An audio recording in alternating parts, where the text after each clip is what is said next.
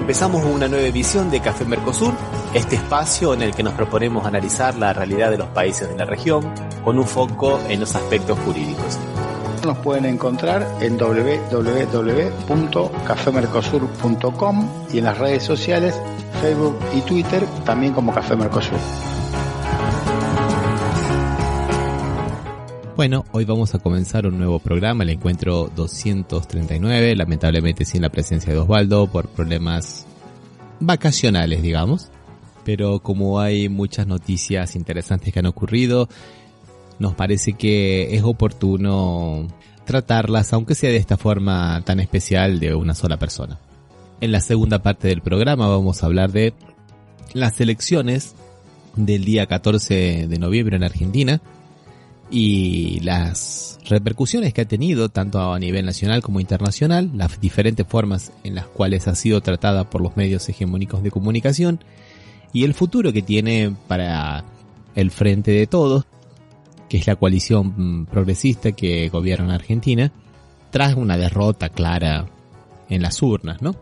Pero ahora vamos a detenernos en una noticia que ocurrió en Argentina, que está conmoviendo a Argentina, que es el asesinato de un joven de 17 años, pero no porque ocurra en Argentina, sino porque es simplemente un caso que podemos decir paradigmático de todo lo que ocurre silenciosamente en América Latina, todos los días, con estas policías bravas que tenemos, con estas policías desatadas, con esas policías sin control, un poco envalentonadas por ese discurso de la nueva derecha, que habla de la mano dura, habla del gatillo fácil. Cuando decimos gatillo fácil hablamos de una doctrina o de un accionar de la policía en el cual primero tiran y después preguntan. O como se decía antiguamente, 3 disparos, 2 al aire y 1 al cuerpo. En realidad son 2 al cuerpo y el tercero al aire. En invirtiendo esa lógica que ya no era para nada buena, pero bueno.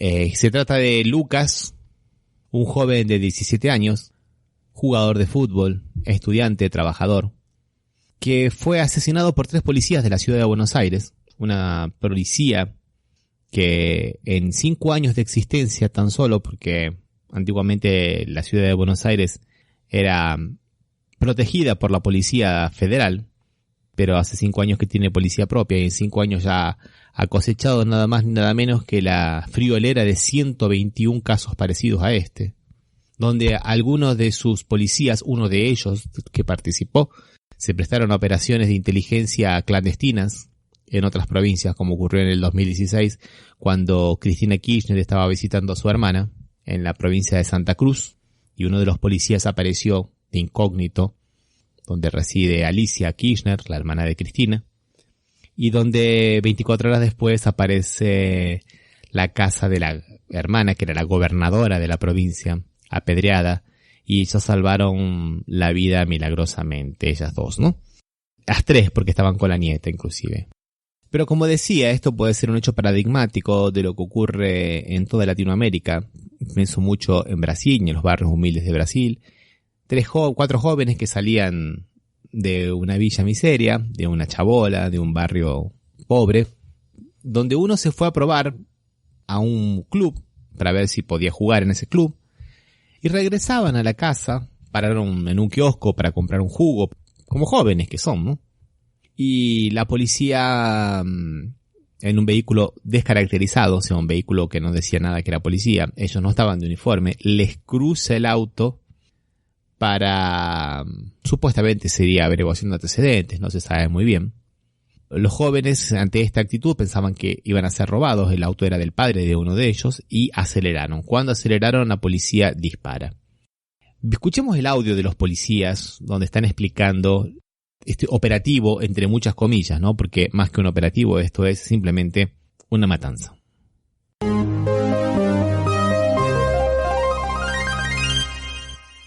Señor, veníamos recorriendo a la altura de Luna y Iriarte, observamos este masculino que estaba realizando maniobras evasivas ante el tránsito, ¿sí?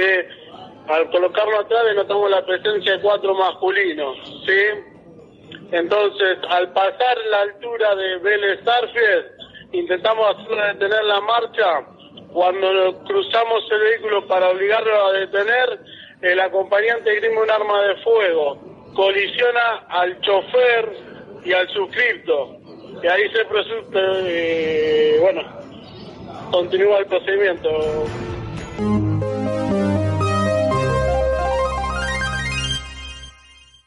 Bueno, continúa el procedimiento. El procedimiento no era llamar refuerzos, el procedimiento no era seguirlos prudencialmente. El procedimiento no fue dispararle a las ruedas del vehículo, fue simplemente a los vidrios y a la cabeza de uno de ellos, a la cabeza de Lucas, ¿no?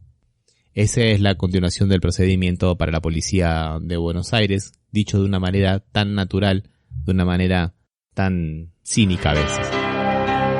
Los amigos del barrio pueden desaparecer,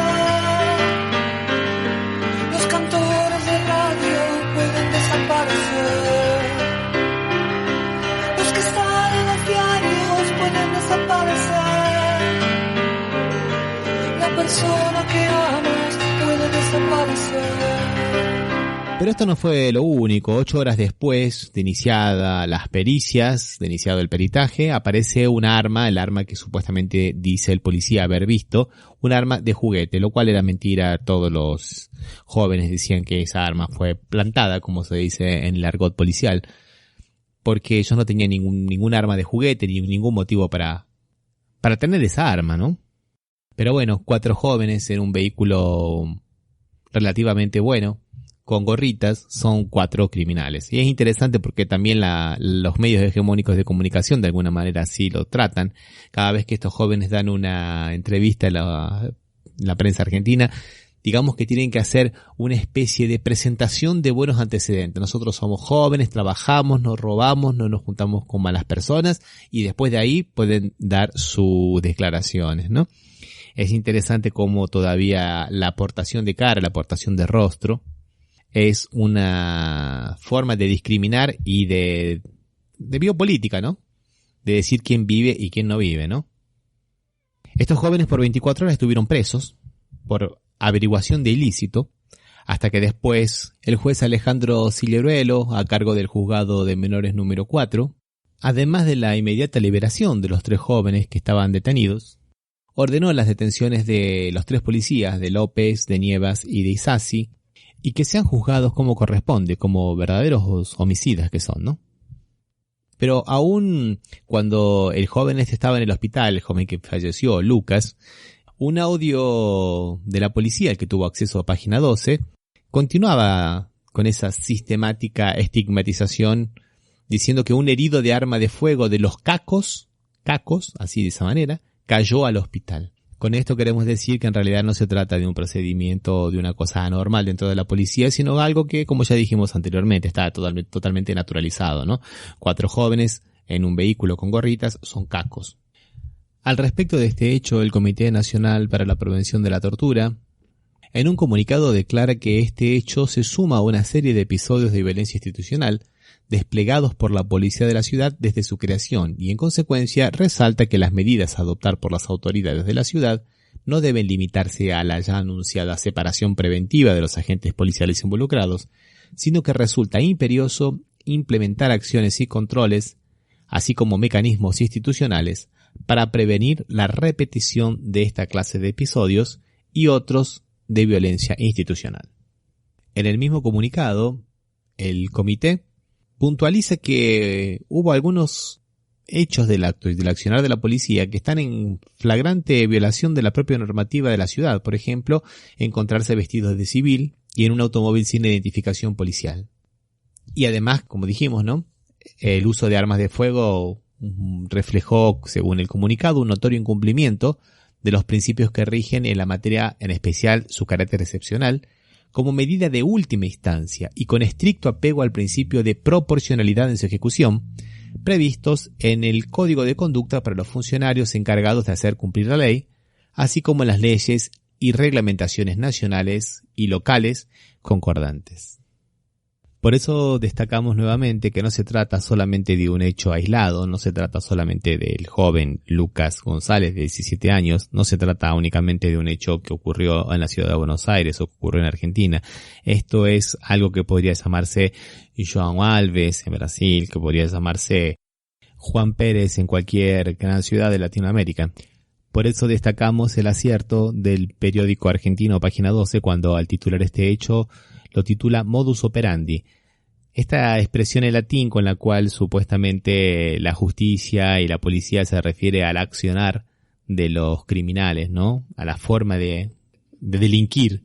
Y esto fue simplemente eso, es una forma de delinquir sistemática que tienen varias policías de nuestra Latinoamérica.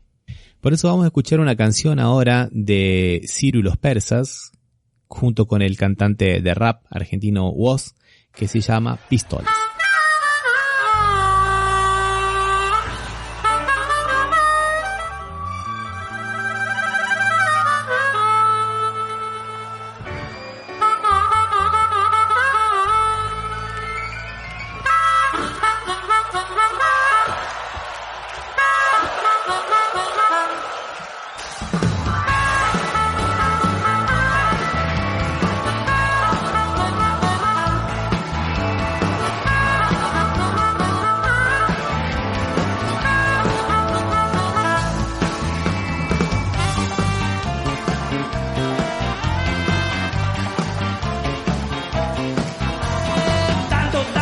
Ten cuidado si ahora estás confinada, nadie te puede ver. Me acuerdo cuando bailabas, me acuerdo que ni miraba, nunca entendí. O del corte que termina, donde empieza la caída de algún otario sin red. No te salvo el día que salían, discutían y el botón tiró y ya ves.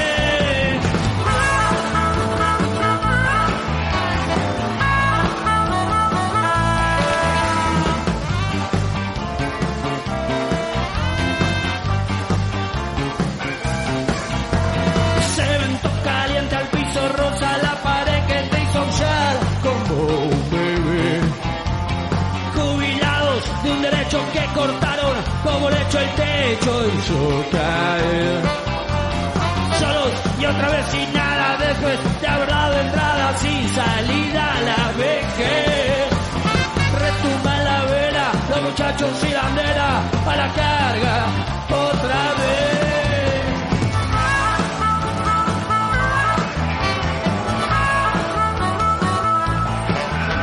Pistolas que se disparan solas, actores que pegan sin razones, la muerte es sola cuestión de suerte. Pistola, caído, batones,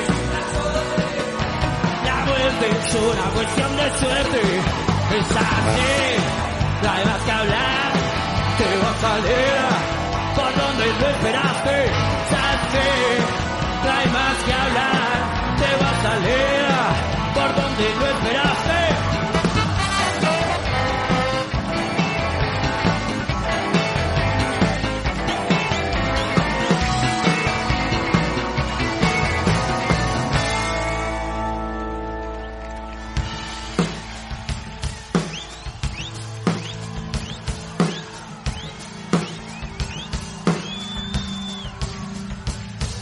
Dicen que es el azar el que controla la muerte, pero nos apuntan los mismos de siempre. Plomo a lo que queremos cambiar nuestra suerte, plomo a lo que gritamos cada vez más fuerte. Si tus calles son de barros, es común que entre en la zona de las balosas clasitas que matan a las personas. Por la pinta que tenés, es común que te arresten. El que más roba usa traje y tiene ojos celestes.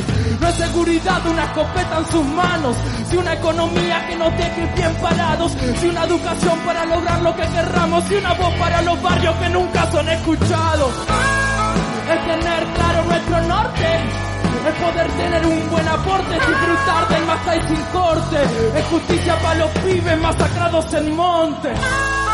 Disparan solas por el ego, disparan solas dominada en este juego. El que dispara es un cobarde que se volvió ciego y tiene terror a un pueblo sin miedo. Por eso les decimos a los pibes, sigan los pibes, que tenemos este baile que siga y que no termine. Fuerza para la gente que está luchando en Chile, decirles que el pueblo no va a estar en declive nunca.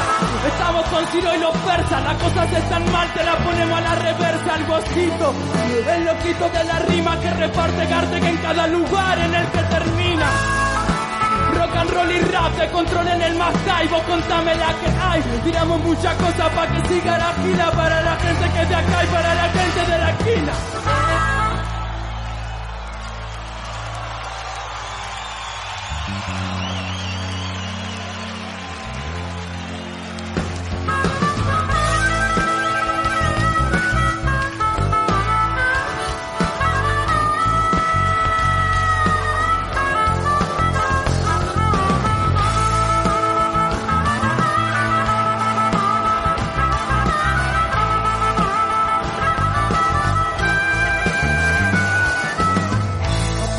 Desde el arte, quizás es lo que tengo para darte, convidarte, garte, que esto que nace acá y se va para otra parte, que te invita a teletransportarte, a enamorarte de estos ritmos. Estamos con Ciro los míos, estamos dibujando una especie del camino, pero no estamos guiados por el destino, sino por la frase improvisada que te rimo. No termino en el camino, soy canino, sigo y no persigo nunca, sudor fresco por la nuca. Mira que los bastones nos vivieron jodiendo y los lápices siguen escribiendo.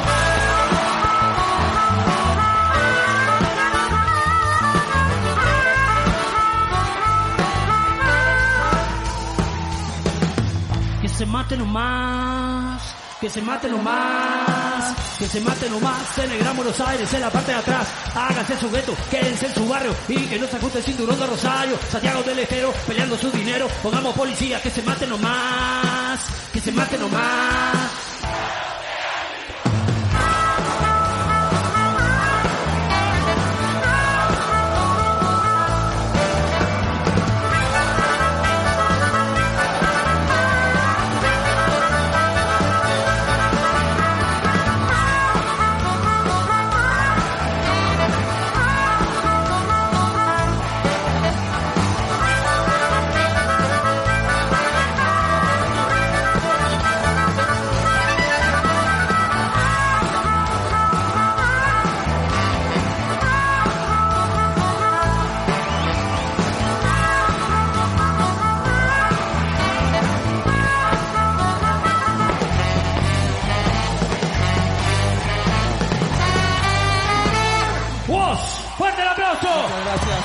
Muchas gracias. Estás escuchando Café Mercosur.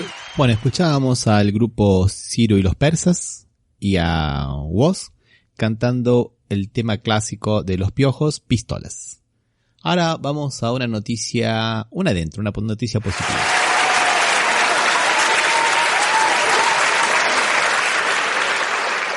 Y tiene que ver con lo que nosotros estábamos hablando en el programa anterior con Osvaldo, del espionaje a los familiares de los fallecidos en el hundimiento del submarino Ara San Juan, y estas idas y venidas que tiene el principal imputado de esta causa, ¿no?, que es el expresidente Mauricio Macri, que había recusado al juez Baba, que lo estaba procesando, y que pretende llevarse esta causa, claro, a los tribunales de Buenos Aires, ¿no?, conocidos como Comodoro Pi, por el nombre de la calle donde están todos sus jueces amigos y aliados, ¿no?, los jueces prácticamente del lawfare en Argentina. Pero bueno, la Cámara de Mar del Plata, que es la Cámara de Apelaciones, ratificó al juez Baba y lo mantiene en el caso.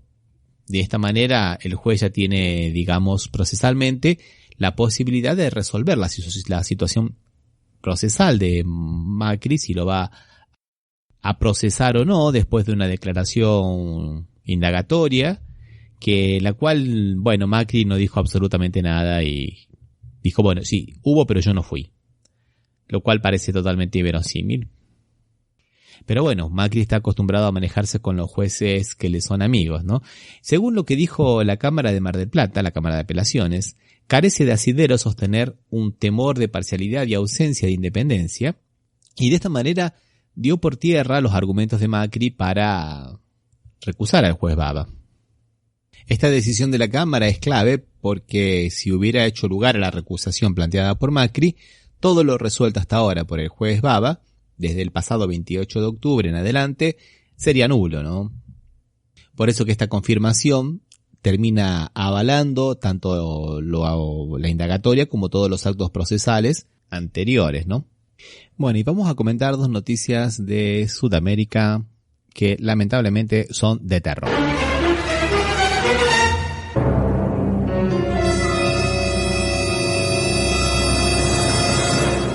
La primera de ellas tiene que ver con Bolivia y con esta vuelta sobre sus pasos, esta marcha atrás sobre una ley muy pero muy justa que había propuesto el gobierno del presidente Arce, la ley 1386 de Estrategia Nacional de Lucha contra la Legitimación de Ganancias Ilícitas y Financiamiento del Terrorismo, que fue muy combatida principalmente por sectores centrados en Santa Cruz y Potosí, principalmente en lo que es el Comité Cívico, que ya lo habíamos comentado, de Santa Cruz, y manifestaciones en Potosí, donde inclusive hubo un fallecido, y que mucha resistencia venía siendo puesta principalmente por los sectores sojeros, ¿no? Y que había significado también paros, inmovilizaciones, cortes de rutas. Se cortó la frontera terrestre con Brasil, por ejemplo, en Corumbá. Ante lo cual, y para evitar más violencia institucional, el presidente decide el martes enviar primeramente a la Cámara de Diputados, que la aprueba por la mañana, una ley de abrogación de esta ley, o sea, dejarla sin efecto prácticamente, y el Senado la aprueba por la tarde, con lo cual, bueno, queda virtualmente sin efecto esta iniciativa, pero que, lejos de contentar a los sectores opositores al gobierno, medio como que lo envalentonan un poco más, al punto que dicen que no van a cesar con sus reivindicaciones, con sus manifestaciones, ¿no? Estos sectores sociales, juntos a los cívicos de Santa Cruz, determinaron que, bueno, levantaron el paro nacional que iniciaron el 8 de noviembre, pero se declaran en emergencia y movilización permanente. En una ley que ellos consiguieron resignificar, ¿no? Resemantizar, en el sentido de que atentaba contra la libertad. Entonces esta libertad tan propalada últimamente, con esa visión sesgada donde la libertad es prácticamente para ellos la libertad del mercado, lo que le permite, por ejemplo, a Calvo, que es el líder del movimiento cívico de Santa Cruz, decir que se van a mantener en alerta contra el paquete de leyes y contra toda medida legislativa que atente contra la democracia y la libertad.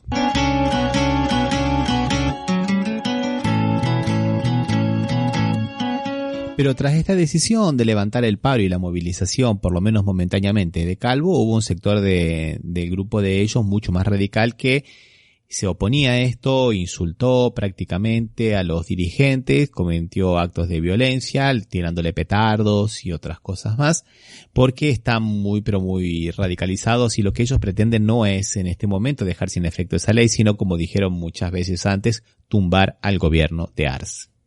Es básicamente por ese motivo que organizaciones del MAS, del movimiento al socialismo, que es el partido oficialista en Bolivia, ratifican el apoyo a Arce y demandan juicio a estos subversivos y terroristas, como ellos lo califican.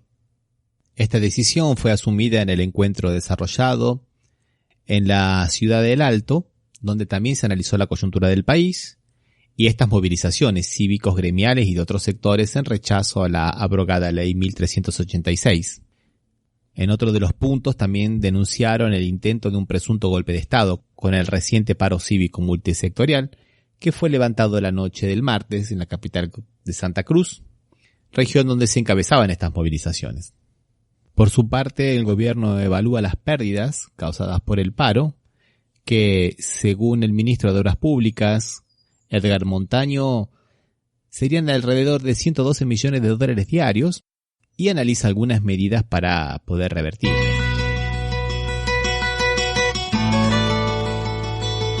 Y la segunda de las noticias de terror viene del país vecino de Perú, donde la diputada Patricia Chirinos plantea la vacancia presidencial contra Pedro Castillo ante el Pleno del Congreso, o sea, simplemente la destitución de Pedro Castillo, recientemente elegido presidente, ¿no?, de Perú. Es una moción que deberá ser sometida a consideración por la presidenta del Parlamento y por los 3 vicepresidentes. ¿Y cuál es la causal? La causal es incapacidad moral. Según sus palabras, porque la gobernabilidad no existe con un presidente incapaz de distinguir entre el bien y el mal, entre lo legal y lo inmoral. Luego de la consideración que haga la presidenta del Parlamento y los 3 vicepresidentes, podría elevarse a un debate en el que se necesitarían 87 votos de los 170 representantes para ser aprobada, para pasar luego a una votación definitiva. Algo que, según la presidenta del Congreso, es algo lejano, según ella, para ser tratado en el legislativo, pero que, según nuestro análisis, constituye otro palo en la rueda, como se dice popularmente, a esta larga serie de trabas que le ponen al gobierno de Castillo, desde la designación de ministros hasta la aprobación de leyes y otras medidas de obstrucción en apenas 100 días de gestión. En materia política brasilera, destacamos que Lula inició una gira por Europa para dar fuerza a su candidatura en las elecciones del 2022 y visitó los países de Alemania, Bélgica, Francia y España. El 17 de noviembre recibió el premio Coraje Político 2021 que otorga la revista Politique Internationale por una gestión iniciada por el deseo de promover la igualdad durante su gobierno. El día 14 se encontró con Josep Borrell Fonteles, vicepresidente de la Comisión Europea y alto representante de la Unión Europea para Asuntos Externos, cita en la que conversaron sobre la coyuntura de América Latina y la Unión Europea y de la importancia de este diálogo y la cooperación para la construcción de un mundo multipolar. En una tentativa de restaurar la credibilidad internacional de Brasil, Lula se reunió el miércoles con el jefe de Estado francés, Emmanuel Macron, con quien habló del preocupante aumento del hambre en el gigantesco país sudamericano.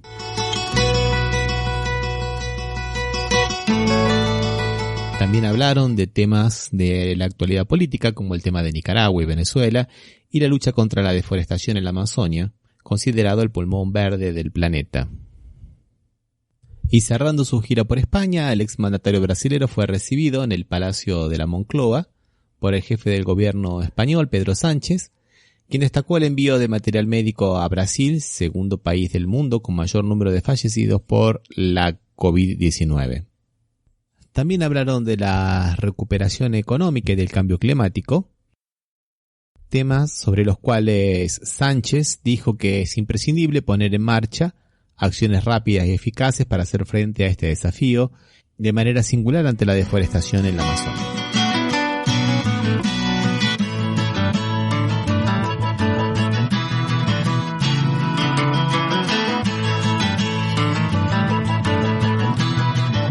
Para finalizar las noticias de Brasil, comentamos algo que veníamos hablando con Osvaldo en los encuentros anteriores, que es la renta per cápita de los brasileños, que cada vez cae más.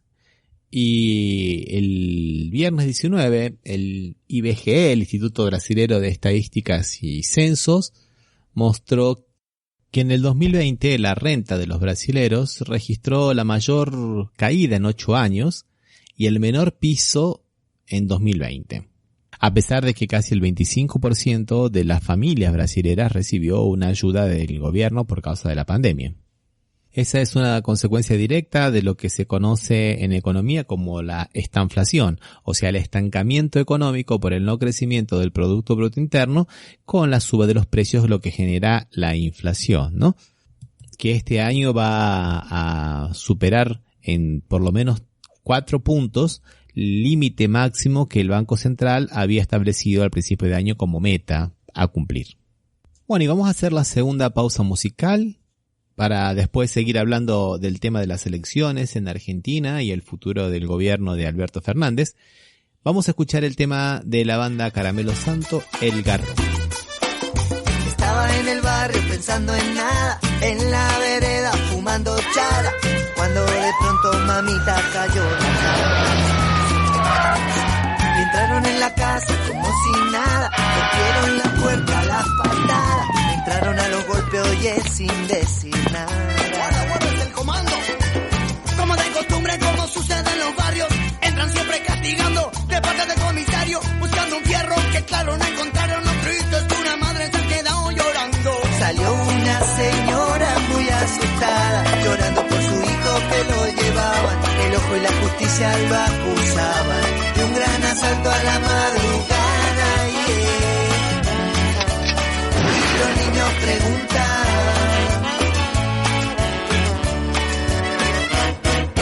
los que reventan caía en el fierro a las trompadas. Cuando su padre dijo, mierda, acá no hay nada. Pero aguanta, hombre, que acá no hay nada.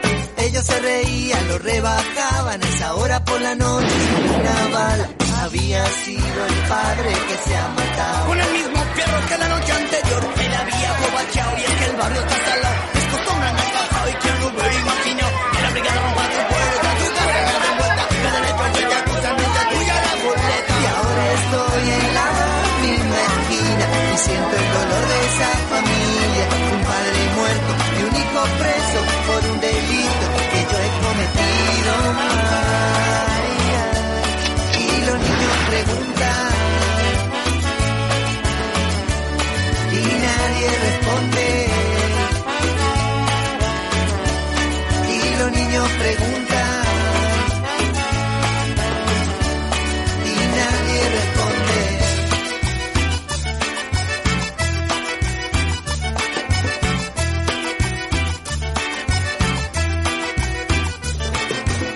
Yo que creía ser el más pulenta, el más peligroso, con un fierro en la mano. Ahora sé que todo puede terminar en un calabozo, nada gracioso. Dejando a la mujer que me dio la vida, sufriendo y llorando, qué vergonzoso.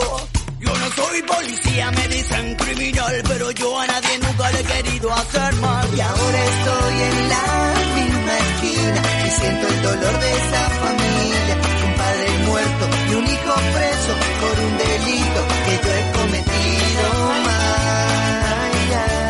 Y los niños preguntan y nadie responde. Y los niños preguntan y nadie responde. En el bar, en mi casa, los niños preguntan. Como siempre, madre, y nadie responde. Busca la verdad, busca la libertad, apriétala fuerte, no la dejes de escapar. Busca la verdad, busca la libertad, apriétala fuerte, no la dejes de escapar. Desde acá te lo digo desde la oscuridad. Y los niños preguntan, no se va con nada, la libertad. Estás escuchando Café Mercosur. Somos Latinoamérica, no lo olvidemos nunca más. Somos Latinoamérica, no lo olvidemos nunca más. Somos Latinoamérica. Bueno, escuchábamos el tema El Garrón de la banda Caramelo Santo. Y ahora a continuación vamos a escuchar una charla que hemos tenido con Omar Alvarado del programa El Vuelo de las Musas, en el cual estábamos analizando las elecciones en Argentina del domingo 14, pero dentro del contexto latinoamericano.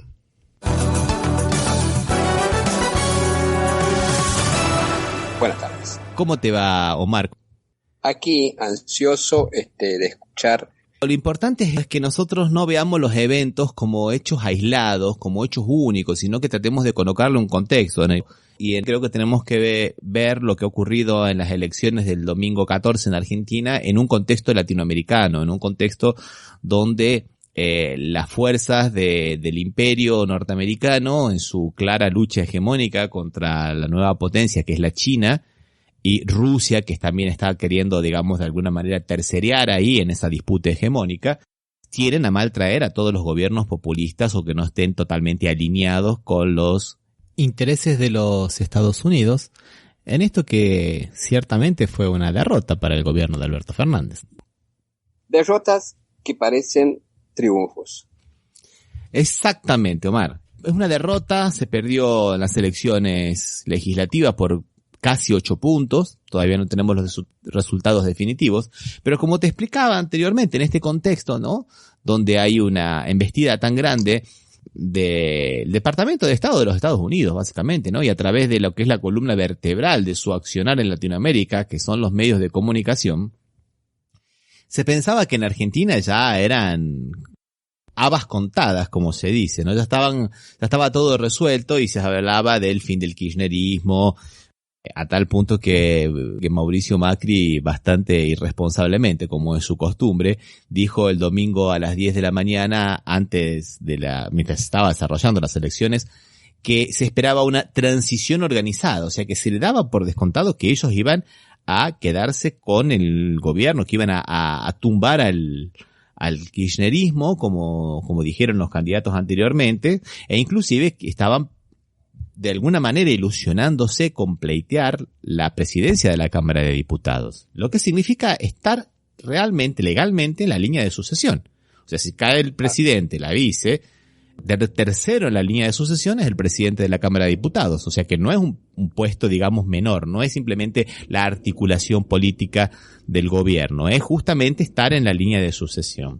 Y esto es muy importante porque tiene que ver con lo que está ocurriendo en Latinoamérica, donde hay un desgaste muy grande de todos los gobiernos, y lo estoy pensando a la luz de las embestidas contra Cuba, financiadas e incentivadas por algunas ONGs con, digamos, de fachada, buenas intenciones, pero con vínculos estrechísimos con Estados Unidos y con la gusanera de Miami, y también de este intento que hubo en Venezuela de incendiar el Consejo Nacional Electoral, donde estaban las urnas electrónicas y otras cosas relacionadas con los comicios que se van a llevar adelante dentro de poco, pero principalmente de lo que está ocurriendo en Bolivia, donde hay una oposición feroz en las calles, un paro nacional con cortes de rutas, organizados por los sectores agropecuarios y por lo que es el Comité Cívico de Santa Cruz de la Sierra, que es un comité cívico que no lo elige nadie, no se presenta a las elecciones, una organización como si fuera, digamos,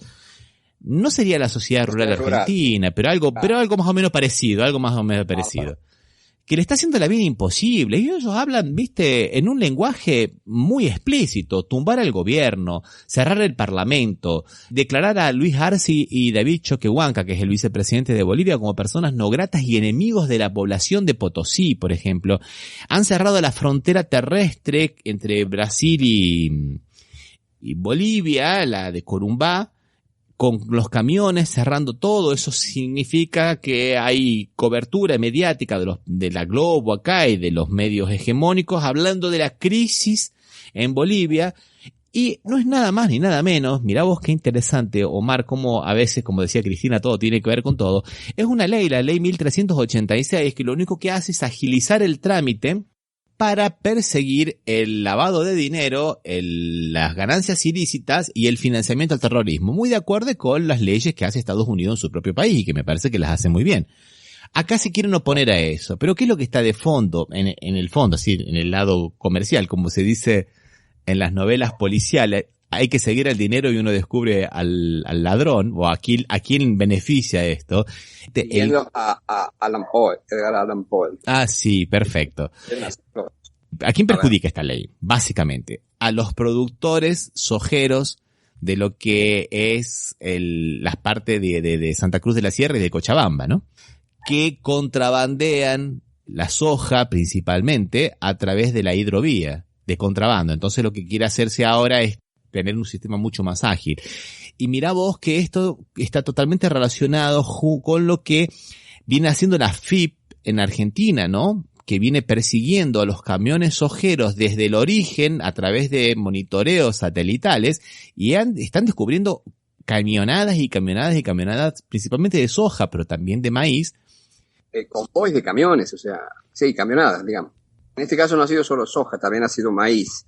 A tal punto que la semana pasada ya se iban a distribuir, si no me equivoco, 500 toneladas de maíz que ya está decomisado, que se sabe que era para el contrabando, que por lo tanto es ilegal, y se iban a distribuir en organizaciones, en comedores y en otras organizaciones sociales, ¿no? Porque ese fruto del decomiso supuestamente tendría que ser destruido, pero bueno, no vamos a quemar comida, no, Omar, sería una locura eso.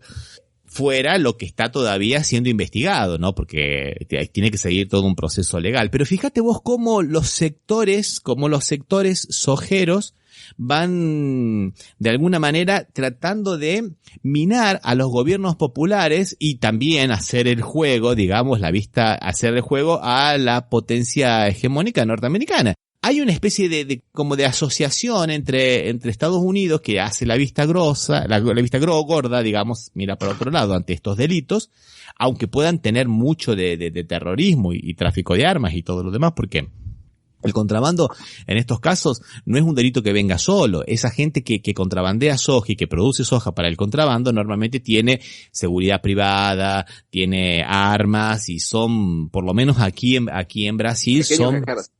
Sí, exactamente.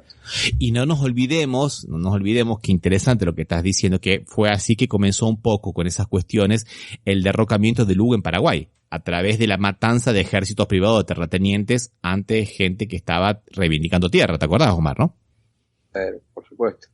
O sea, hay un componente entre estos sectores terratenientes armados con la destitución de los gobiernos. Bueno, te digo, en Bolivia la cosa está muy, pero muy, muy grave. Y se está esperando, digamos, que haya una reacción del gobierno, que también el gobierno está con, digamos, algunas divisiones internas que no favorecen esta coyuntura.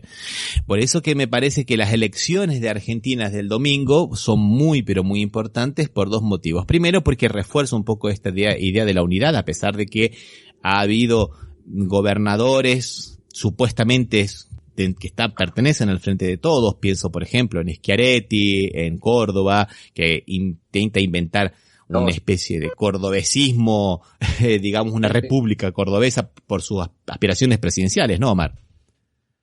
O Mendoza. Y San Juan, Uñac también. Uñac en San Juan también, que también con sus aspiraciones presidenciales medio como que ha querido, digamos, provincializar y ha perdido. O Santa Fe, Perotti, ¿no? Santa Fe, Perotti. Y qué interesante, vos mirás el mapa de las elecciones en Santa Fe y es todo amarillo. Es todo amarillo, que Santa Fe sabemos que es una provincia netamente agrícola-ganadera, más agrícola que ganadera. Y los únicos lugares donde ha ganado el Frente de Todos son los departamentos de Rosario, de Garay y de San Lorenzo, que son departamentos industriales. Es un ejemplo, ¿no? Digo, no digo que sea por esto, pero el gobierno va a tener que presentar batalla a estos grupos, que son los que mantienen los monopolios de los alimentos. 92% del aceite girasol son dos empresas nada más. Los que suben los precios de los alimentos, los que quieren la exportación de contrabando para poder traerse los dólares y poder establecer el precio del famoso dólar blue, que el dólar blue es el dólar ilegal, eso no existe, eso es ilegal, eso es, el dólar blue es lo mismo que el contrabando, es lo mismo que el asesinato, tanto que nosotros estamos hablando en contra de la delincuencia, comete tanto delito la persona que mata a otra, como la persona que compra o vende dólares en la peatonal de Buenos Aires, por ejemplo, la peatonal Florida. Son delitos. Claro, son delitos, no se puede hacer. Pero bueno, estos sectores se organizan. Y por eso me parece que esta victoria de la alianza opositora de Juntos por el Cambio es medio pírrica, porque no querían lo que ellos, no obtuvieron lo que ellos pretendían. No consiguieron. No están tan contentos, no se los ve tan contentos como deberían estarlo. No, y inclusive están apareciendo, afortunadamente para los sectores progresistas, están apareciendo las propias grietas dentro de ellos. Porque acá muchas veces la idea no es tanto la fortaleza de uno, sino la debilidad del otro, ¿no? Entonces eso es fundamental. Es un juego, digamos, de equipos, porque bueno, tanto el Frente de Todos como Cambiemos son alianzas de varios sectores. Sí. Y bueno, creo que esta elección va a un poco poner en claro eso, ¿no? O sea, ¿qué hace cada sector? Sí, exactamente, porque inclusive estaba pensando, ¿no? Que en el búnker de Juntos por el Cambio, en determinado momento, a pesar de que el radicalismo salió muy fortalecido porque muchas de sus provincias las consiguieron mantener, cantaban el que nos salta es radical. O sea, es raro, ¿no? Marcar una división, digamos, tan a rajatabla cuando supuestamente estamos conmemorando una victoria. Entonces me parece que no fue tanta victoria y que eso deja, como bien dijiste vos muy bien, Omar, deja a la vista estas propias debilidades, ¿no? Por eso me parece que el gobierno tiene una segunda oportunidad para retomar su agenda iniciada en 2019, como le reclamó a Cristina Kirchner en la carta abierta, y como comenzó a hacerse a partir de septiembre hasta ahora, agudizar un poco más estas agendas sociales, enfrentar más decididamente estos grupos hegemónicos de comunicación y monopólicos de producción de comida y llevarle un poco más de alegría a todos los argentinos, ¿no te parece? Y además, en este contexto latinoamericano va a ser una gran victoria para todo el proyecto latinoamericano, ¿no? ¿No crees esto mismo, Omar? Sí, inclusive hay matices también, ¿no? Por ejemplo, en Santiago del Estero, el Frente Cívico de Zamora, que aparte lo reeligió como gobernador, bueno, ha metido todos los diputados nuevamente y van a ser aliados importantes en la contienda legislativa que vamos a vivir en estos 2 años. Creo que inclusive con el Movimiento Popular Neuquino, que también ganó, va a haber acercamiento. Ahí, en ese caso, más acercamiento. En el caso de Zamora ya es como algo tradicional, digamos. Creo que fue el único radical K que sigue con el gobierno. Son nuevos tiempos. Apostemos y esperemos que salga todo bien, Omar. Seguro. Un abrazo. Hasta la próxima. Hasta la próxima.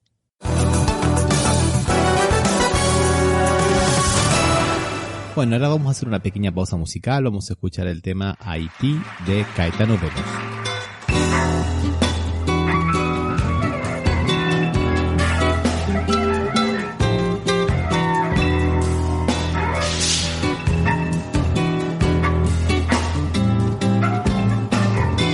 Quando você for convidado pra subir no adro da Fundação Casa de Jorge Amado, pra ver do alto a fila de soldados quase todos pretos, dando porrada na nuca de malandros pretos, de ladrões mulatos e outros quase brancos, tratados como pretos, só pra mostrar aos outros quase pretos, e são quase todos pretos.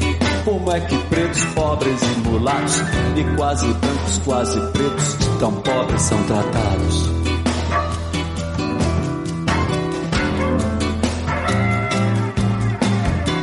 E não importa se olhos do mundo inteiro possam estar por um momento voltados para o largo, onde os escravos eram castigados, e hoje um batuque com a pureza de meninos uniformizados de escola secundária em dia de parada, e a grandeza épica de um povo em formação nos atrai, nos deslumbra e estimula.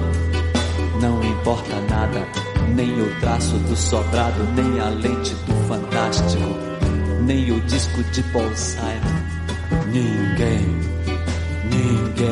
é cidadão.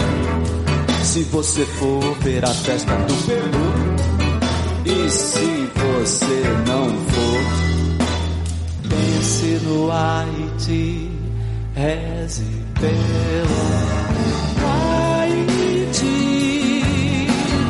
É aqui, o Haiti não é aqui.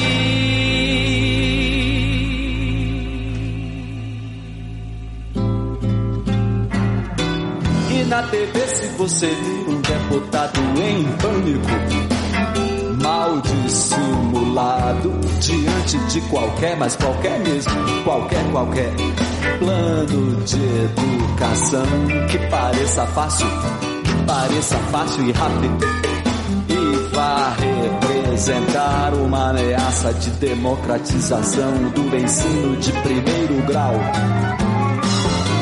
E se esse mesmo deputado defender a adoção da pena capital, e o venerável cardeal disser que vê tanto espírito no feto e nenhum no marginal, e se ao furar o sinal, o velho sinal vermelho habitual, notar um homem mijando na esquina da rua sobre um saco brilhante de lixo do Leblon, e ao ouvir o silêncio sorridente de São Paulo diante da chacina,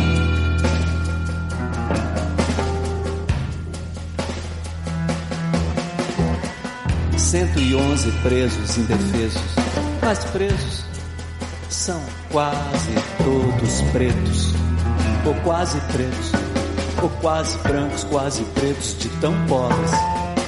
E pobres são como podres, e todos sabem como se tratam os pretos. E quando você for dar uma volta no Caribe, quando for trepar sem camisinha e apresentar sua participação inteligente no bloqueio a Cuba, pense no Haiti,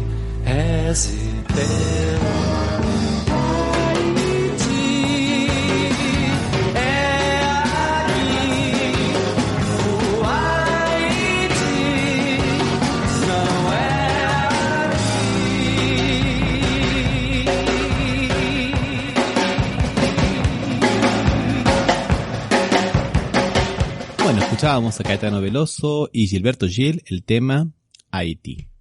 Y vamos a terminar ahora haciendo unas breves reflexiones sobre las elecciones de Argentina del domingo 14. Lo primero que hay que decir es que se trata de una derrota del oficialismo, claro. Se perdieron y por casi o poco más de 8 puntos, ¿no? Lo cual no es poco. Pero como había ocurrido con Mauricio Macri en la campaña presidencial, también hubo una recuperación muy grande desde las PASO que se realizaron el 12 de septiembre hasta las elecciones estas que son las que valen del 14 de noviembre. Y se recuperaron, el gobierno recuperó 4 millones de votos, algo muy semejante a lo que hizo Mauricio Macri, como dijimos, en las campañas del 2019 para presidente, donde también consiguió recuperar un gran caudal de votos y mantenerse como la primera figura de la oposición, ¿no?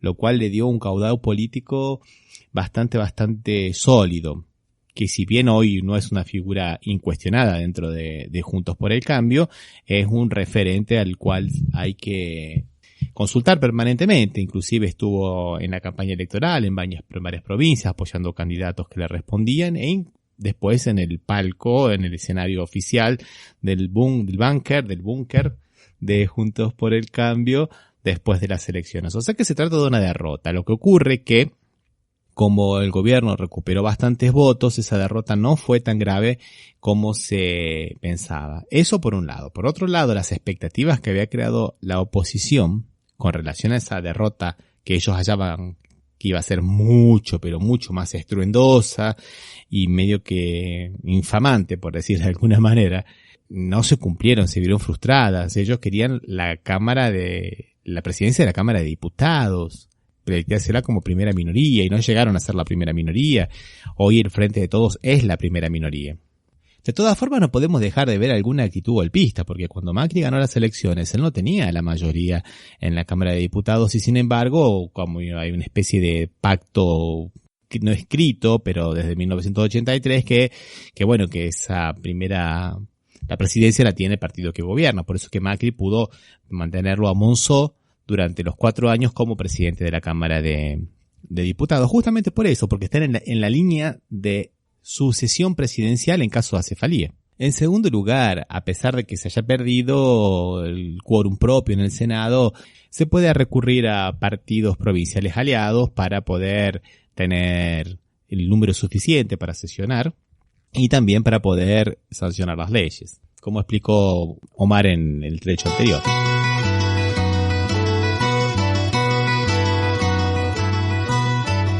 También es notable lo que ocurrió en la provincia de Buenos Aires, que es nada más ni nada menos que el principal distrito electoral que tiene la Argentina, y más o menos el 40% de la población vive ahí, donde, se consiguió nuevamente el quórum propio en la Cámara de Senadores provincial, con lo cual el gobernador Axel Kicillof, un gran aliado y gran responsable por esta repuntada del gobierno, va a poder gobernar con mucha mayor tranquilidad porque tenía una traba en la Asamblea Legislativa Provincial.